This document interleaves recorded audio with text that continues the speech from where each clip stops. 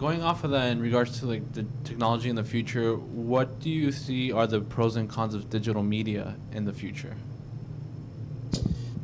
Well, the cons, I think, as Liz was talking about, would be the kind of bifurcation into two different camps, and they never talk to each other, and we never have any dialogue anymore. I never grew up in a time where I really knew about this whole nonpartisan, let's hold hands and come to consensus in the center. I mean, I had my two political defining events were the Monica Lewinsky scandal and the 2000 recount.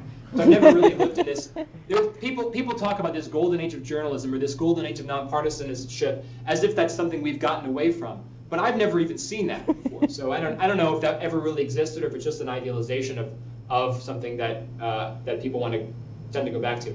So that's probably the biggest con. I mean, you could also say that a con is that you could easily be conned, like people like me, just charlatans who want to get out there on the internet and just make fake expertises for themselves and say whatever they want to, can actually be taken seriously by people. And that's true, but you also, I think on the internet, there's a much bigger opportunity for anyone to call bullshit on you if you're not doing something that's accurate. So there's millions of people that could potentially be looking for the flaws in your argument, and so if it stands up in that kind of melee, then maybe you've actually communicated something importantly. So that's the hope for what I've done.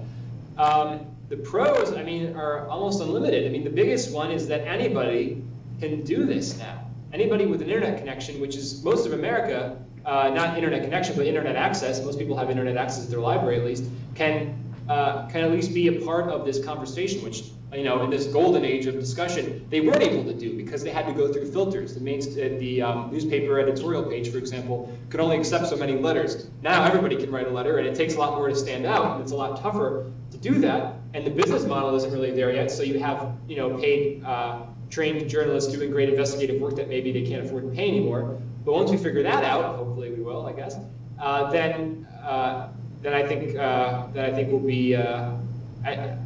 Bottom line is, I think it's on the whole a huge net positive. And I've been on panels with people that are very pessimistic about what the internet is doing to journalism or politics. But on the whole, I'm very optimistic. And even if I wasn't, I would try and be a realist about it, which is to say, it's not going anywhere. You're not going to stop this train, so you might as well hop on board while it's still slow enough to board.